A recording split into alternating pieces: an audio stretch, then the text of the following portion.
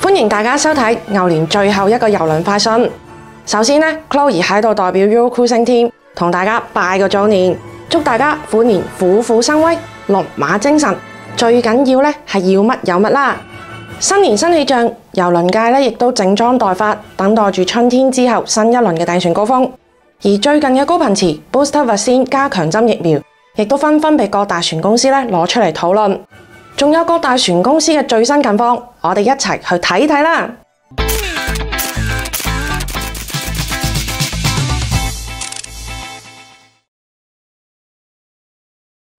首先係關於加強針疫苗，其實早喺新年前已經有國家開始要求乘客打加強針先至可以入境。同時好多以歐洲為主場嘅郵輪品牌同埋船隊較細嘅船公司都已經陸陸續續要求乘客接種加強針啦。比如以英國為核嘅冠達郵輪同埋 P&O 就針對某啲航線要求乘客要接種加強針啦。而船隊相對唔大嘅品牌，比如蕭弗斯、銀海郵輪同埋 Azamara 精鑽郵輪，都宣布咗3月1號開始，要求符合接種加強針疫苗嘅乘客都必須出示加強針證明，先至可以登船。而擁有最多河船同埋幾艘新嘅 Ocean Cruise 嘅 Viking， 亦都要求所有客人接種加強針疫苗。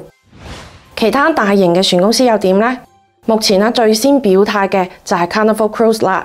嘉年華郵輪上個星期發表聲明，表示會時刻遵從 CDC 嘅要求，亦即係話，如果任何時候 CDC 要改變對於完全接種疫苗嘅定義嘅時候Carnival 亦都會跟住要求乘客接種加強針疫苗。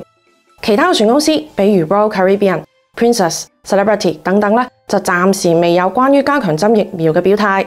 不過，諸如 Norwegian、Princess、Virgin Voyage 呢一啲船公司而家已經要求全船100%接種疫苗啦。咁唔難預估當 CDC 作出改變嘅時候呢幾個船公司都會馬上跟住改變。值得注意嘅係關於加強針疫苗嘅判定，因為諸如 Pfizer 同埋 Moderna 呢兩種疫苗佢哋加強針嘅要求係完成前面嘅接種5到6個月之後先可以打，但係 Johnson & Johnson 喺接種完之後2個月就可以打啦，所以唔同針嘅日子計算都會存在差異，大家一定要計好自己係咪夠時間可以去打增強針啦。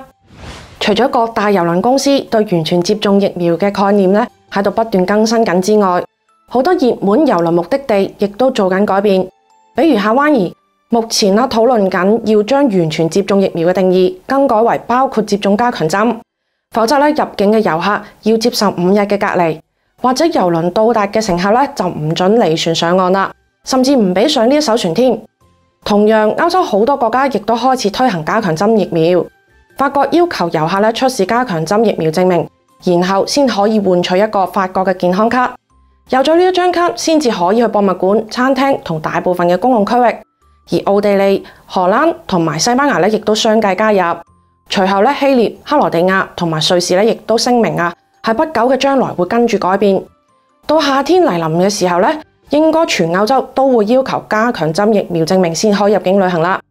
不過相信有計劃2022年復出嘅朋友絕大部分人都已經打好針㗎啦。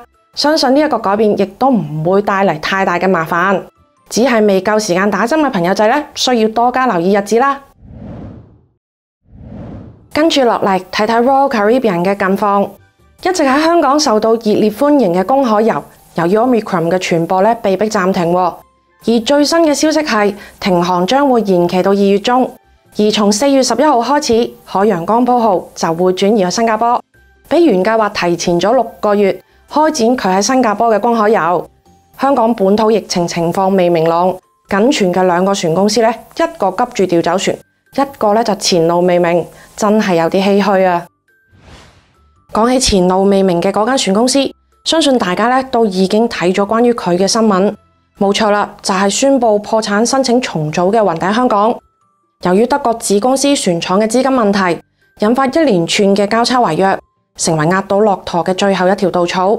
目前香港雲頂已經向百慕大最高法院提交咗清盤申請，並且申請委任聯合臨時清盤人。不過相信最後嘅結果更加偏向債務重組，而唔係清盤。當下雲頂香港旗下星夢郵輪嘅3艘船處境各不相同。而台灣基隆為母港嘅探索夢號，喺2020年7月首航之後，成為全球第一艘疫情後復航嘅郵輪，帶乘客前往澎湖、馬祖、金門以及花蓮等地進行環島遊。咁啱舊年嘅5月中疫情嚴峻，導致停擺咗7個月。喺防疫工作做足，獲得台灣疫情指揮中心嘅許可之後喺舊年嘅12月31號復航啦。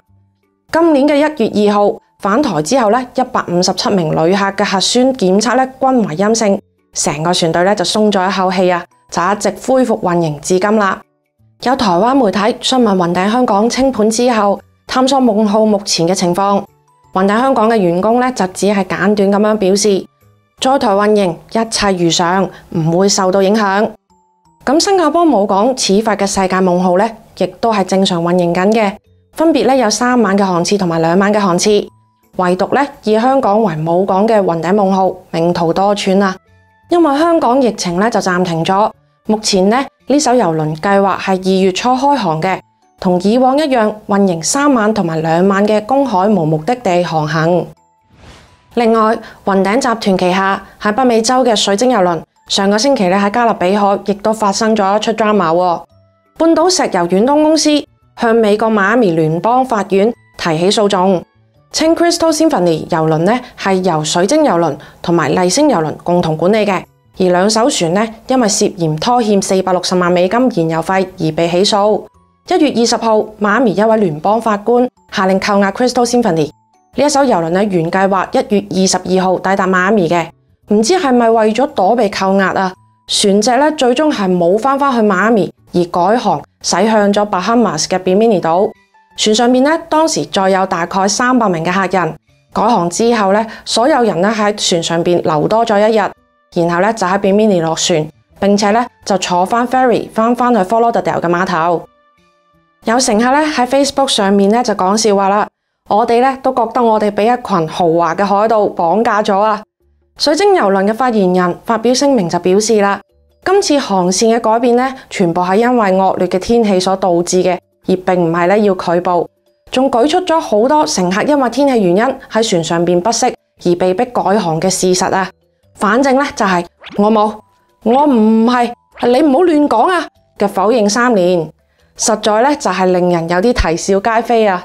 不過前2日美國聯邦海事委員會 FMC 嘅專員 Louis 發表聲明就表示，凡係訂咗 Crystal Cruise 美國出發嘅乘客FMC 都提供咗消費者保護措施，而水晶郵輪亦都有足夠嘅資金為符合條件嘅乘客進行退款。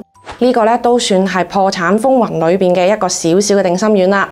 希望水晶郵輪可以順利解決今次嘅事件啦。最後講一個好消息。Holland American 河美郵輪迎嚟咗佢嘅75歲生日啦！為咗同廣大郵輪人一齊慶祝，河美郵輪準備送出75個 free cruise 俾 fans，喺2022年嘅夏天一齊暢遊 Alaska。河美郵輪喺我哋心目中係 Alaska 嘅 top 3船隊。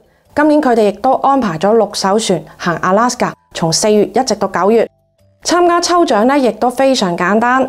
如果你係年滿21歲嘅美國居民，喺2月13號前到以下呢一個網站填寫個人資料登記，就有機會贏得 Eurodam 8日7晚嘅 Alaska Free Cruise 㗎啦。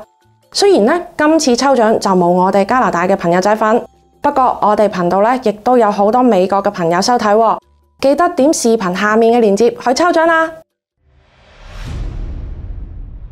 好啦，牛年最後一條視頻就到呢度啦，下次見面就係虎年啦。再次就祝大家 Best of the Tiger Year，我哋就虎年再見啦，拜拜。